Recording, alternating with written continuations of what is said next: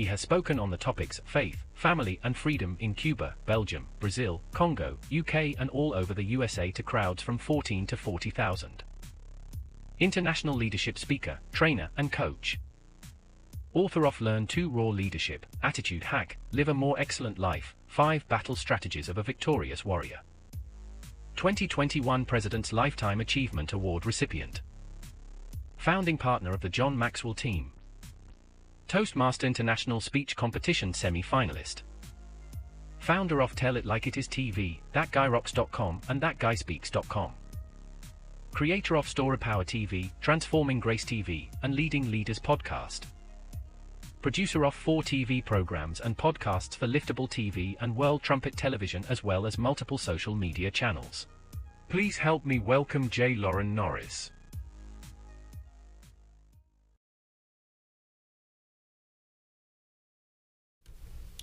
Have you ever been given a bit of information that you realize later, although it seems like it came from a credible source, and maybe even it's not bad information per se, but the facts themselves, they don't line up with your experiences. What you've been through, what you've done doesn't seem to make sense given the facts that you have in front of you or the story that you're being told. That's what I want to talk about in this episode of Leading Leaders. Subscribe now for our extensive video library of leadership lessons promoting faith, family, and freedom. I'm J. Loren Norris with Leading Leaders Podcast, and there have been several times in my life that I felt like I'm listening to the data, I'm hearing the reports, I've heard all the opinions, I've heard everyone who has something to say about this matter, this subject, this concept, this ideology, this worldview. And none of the things that I'm hearing actually match up with what I've lived through. Now, maybe you have come through the last 3 or 4 years and you've got a similar kind of experience, what you've seen, what you've heard, the people you've met, the stories you've heard in the media, the things you've seen on social media, the video clips and the articles you've read. They don't match your experience. I want you to think about why that might be true. I also want you to think back to times in your life where you had an experience and then you read in a book that somebody else had considered the same thing that you went through. Maybe it was a relationship breakup. Maybe it was a hiring and firing at your organization. Maybe it was a buyout of a competitor. Maybe your company was bought out by a competitor. Mergers and acquisitions can be pretty rough. Maybe it was an opportunity for a promotion and it didn't go well. Maybe you took a promotion and it didn't go well. Been there, done that. I've actually had day one job appearance, like driving to work on day one of a job that I'd been hired for. Everything was already in place. I had given up my previous position. I had trained my replacement. I was moving from one division of the company to another division of the same company. And on the way to work that day, I called my new superior and I said, "Where exactly should I park? I know there are 3 lots at that building. Which one's the best one for us to enter in?" And he said, "Oh my gosh, I was supposed to email you on Friday and I forgot. We have rescinded the offer. We've decided to take the division in a new direction and we don't need to hire the 5 people we thought we were going to hire." And I found myself in a moment with no notice, unemployed. That's a pretty tough position to be in because the job that I had, there was no reason for me to leave. They were sad to see me go, but I had trained somebody else to replace me and they'd given up their job, and now what? See, that's an experience that HR doesn't have written down in their book anywhere. But as a leader, I've experienced it firsthand. I know how it works. There's no place in the HR manual for what you do in a situation like that. See, it's easy when you look at somebody's education and you get 2 people who have great educations, like maybe a Dr. Jordan Peterson and a Dr. Sam Harris, and they argue about the existence of humanity and the way that purpose fits into life and whether or not we need to have jobs or do work, or if we should just simply, exist on a mere plane of existence. If there's really nothing more to humanity than living and dying and turning back to dust. And those two men, with their advanced degrees and education and philosophies and research, they got a lot to say, but even though they've been down similar paths in education, they don't all come to the same conclusion.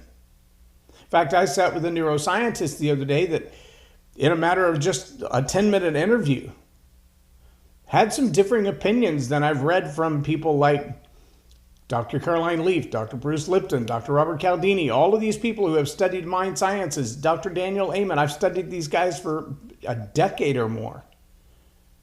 And in a matter of minutes, she said, well, that's not exactly true. It's a very good general idea, but in a more specific way, it's like this and this and this. All right, so which one is right? You can argue with somebody's philosophy. You can argue with someone's education.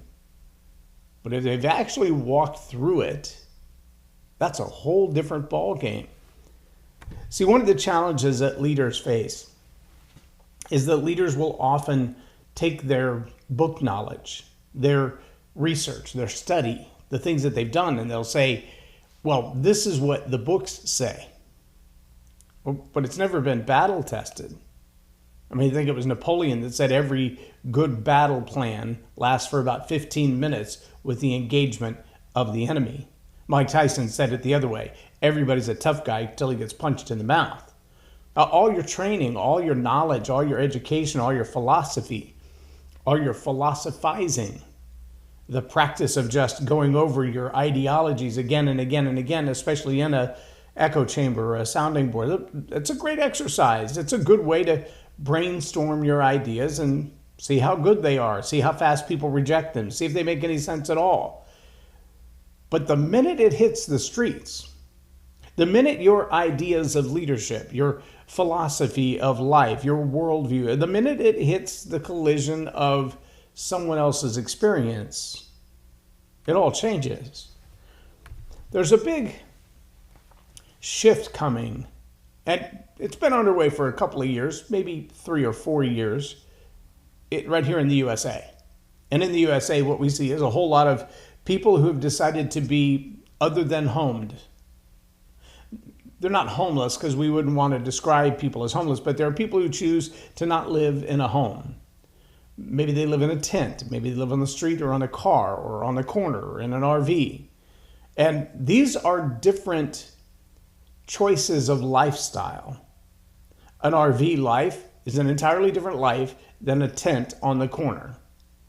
Is entirely different than camping out on someone else's patio. But there are states all over our great country that have decided that camping is camping is camping is camping. So whether you're camping on my front lawn or you're camping in my garage or you're camping in my storage or you're camping at a national park in an RV, you all have the same rights to be left alone to do as you wish. And there are reports, news reports and police reports of people who are mentally ill, who are genuinely dangerous to themselves and others. Thousands of police reports of criminal activity, of inappropriate sexual behavior, of violence and threats of violence, of throwing of fecal matter. I thought that only happened in the zoo. But these things are happening not just in the major cities, the San Franciscos and the Los Angeleses and the Seattles. These are happening in smaller towns. And they're happening at an alarming pace. And it's really easy for people to say, well, we don't want the police to get involved because when the police get involved, people with different advantages or disadvantages often become victims. And so keep the police out of it. Okay? So who's going to help assuage this violation of private property, this taking of the peace of a community, this destruction of civil society? Well, if the police can't do it, who's next in line? Well, see, from a philosophical level, there are those who are highly educated who would say, just leave them alone, they'll work out these problems on their own. And I think, well, if I'm the homeowner, somebody better help me work out this problem, or you may not like the way that I solve it, but it's my home. I pay the rent on it, or I pay the mortgage on it, and I pay the taxes on it, and I'm responsible for the upkeep of it. And these people who are here who are destroying what I've built, they don't have any right to be here on my spot. Oh, wait, but now we have this whole philosophical argument that goes back 200, 300, 400 years and talks about colonialism. See how that education and that philosophy, they can be debated. It doesn't matter how intelligent you are, how practical you are, how pragmatic you are. It doesn't matter that there are people doing lewd and obscene things in the sight of your children. Those things don't matter. Philosophically, we can go back 500 years and prove that people who look like you mistreated people who look like them, or were in a similar state as them, or just preferred to camp outdoors, or just wanted to have the rights to themselves. And suddenly we have a different kind of debate: education versus education, philosophy versus philosophy, worldview versus worldview. And yet it's still really hard to argue with one's experience. If you've been mistreated by someone, if you've been abused, if you've been victimized, if you've been assaulted or threatened to be assaulted, if you had a gun to your head or a knife to your throat, been there, done that, you don't want to be in that situation. You don't want anyone you care about to be in that situation. You don't want your family members to be in that situation. And if you, as a leader, feel that it's your responsibility to protect those that you care about, then you don't want anybody that you care about to be in that position. The experience is not a good one. But see, when we start to argue philosophies and worldviews based on education from people who've never experienced the crisis they've created, see, now we have a problem. Nobody with a bachelor's degree or a master's degree has it written in their handbook. What do you do with the employee who's been a good employee, who's been a exemplary employee, and now is without a job because of a change that they had no control of? It's not really written in there. You give them a severance package? Do they get COBRA? Because you didn't really lay them off. They resigned their position in lieu of another one, but then the other one disappeared in the ether. And so is that even written in the manual? Does it matter if you have a bachelor's degree, a master's degree, or a PhD degree in human resources? Is there an answer to that? No, probably not without experience. I want to remind you, too, that some of the stupidest warning labels we've ever seen: don't use the snowblower on the roof. Don't stick your hand inside the output of your lawnmower. Those labels are there because someone has tried it. What does that tell you?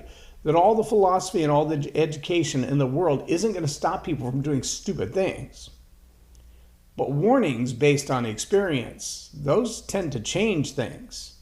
One might think that if you look at what's going on in these major cities with the overrun of the uncivilized, or those who choose to not participate in society the way that has been the norm for the last 150 years, that they tend to create a path of chaos and destruction. They destroy social mores, they destroy moral common ground, they destroy family relationships, they can destroy your business. Just ask the guy who had to defend his own bodega and ended up fighting for his own legal life to not be executed or incarcerated for using a firearm to defend himself in New York. Defend himself against what? People who have no fear of the law, because the law will do nothing to them. They can do whatever they want to and get away with it. That's education run amok. It's someone who said, well, I've never been held at gunpoint, I've never been robbed myself, I've never been threatened sexually or physically to be violated. But I think the cops should stay out of this. Okay? Great philosophy. I'm not sure how your education led you there, but perhaps you should go experience that moment before you make a final decision on it. Perhaps you should experience the moment of these landowners along the southern border who are being overrun on a regular basis, with more people passing into their little towns than the population of their little town has had in all of its history. More people in a day influxing into these towns. They don't have an infrastructure for that. They don't have a place to put the homeless. They don't have a way to feed them, medical care for them, education for them. It's not that they're not loved, they're just not equipped. I remember about 5, maybe 10 years ago in the Dallas-Fort Worth Metroplex, a very wealthy community of about 40,000 people.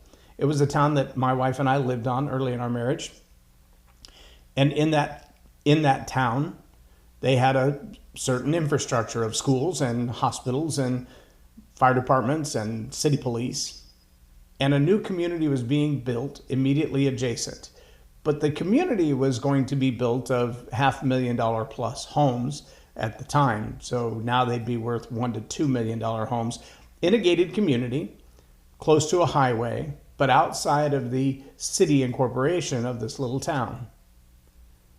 And when they started doing the assessment of what would be needed for the insurance companies to be happy that these homes are protected by police and fire and medical, they realized it was in the hundreds of millions of dollars. And so they turned to this little town and said, hey, we're going to put this close enough that they will be in your district. They will be taxed by another city, but provided municipal services by your city. And the city said, our tax base doesn't cover that. We don't have the hundreds of millions of dollars to build a new fire department with an EMS and paramedic team. We don't have the wherewithal to do that. We don't have the infrastructure now to support it. Now, this is a town of 34,000 in a major metropolitan area. And it became an enormous legal battle to say who will provide care for these multimillionaires as they move into our community. In the end, the cities came to an agreement, and one city helped fund another with a massive grant, be able to pull off the infrastructure to support the town. But they still didn't get the tax base, and they still didn't get the annex, and that's how politics works. But see, that's what happens when your philosophy and your education and your big money makes decisions that they don't have to tolerate. They don't have to live through the outcome of the decisions that they've made. It's hard to argue with a leader's experience. When someone's been on the ground, when someone's been punched in the mouth, when someone has had a gun put to their head, when someone has lived through the battle that you're creating, their insights should be considered. Not just the philosophies and the educations. It's great to read books. I love to read books. I love to read a lot of books. But I love to read books from people who actually have the experience, people who have the knowledge, not just people who have philosophized an idea, but people who've been punched in the mouth and went, oh, wait, maybe there's another way to do this. I want to challenge you as leaders. It's great to have time in your thinking chair. It's great to put your ideas down on paper. It's great to share your ideas with other people and let them take a look at them and pound on them and go, that's a great idea, that's a bad idea. We should consider that one. We need to let that one go. But what you really need to do is ask the people who have the experience, the ones who've been there. Now, unfortunately, we're at a point in our history that the greatest generation, if you will, those who lived through World War II and Vietnam and Korea, those who've seen battle done right and done wrong, well, they're aging out. They're moving on to the next life. And their wisdom, if not captured now, if we don't gain knowledge from the experience of those who've been where we never want to be, then we will not lead those who are coming behind us, lead those who are trusting us, lead those who are counting on us into a better future. If we don't learn from the past of those who have the experience, not just the philosophy, but the genuine experience, we may not be equipped to do what's necessary to prevent the calamity that's coming. It's hard to argue with a leader's experience. So if you're not willing to get out there and experience, at least, pull up a chair and sit down with someone who has some experience that you don't have in relationships, in business, in industry, in politics, in geopolitics, and figure out what it is that's going wrong, that's gone wrong, that we can prevent from going further wrong in the future. No leader can do it on their own. It's going to take all of us. It's going to take the experience of those who have seen the bad side. not just philosophize over it in a college class. I'm Loren Norris with Leading Leaders Podcast for Tell It Like It Is TV. Have a blessed day.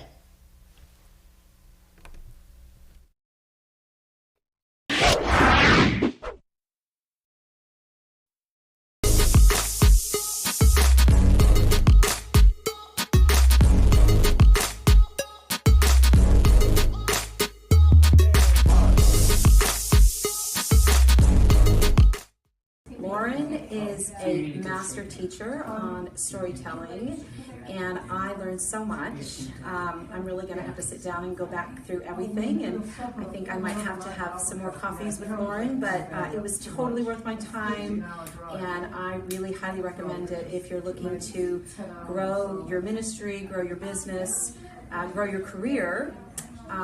Loren will serve you well.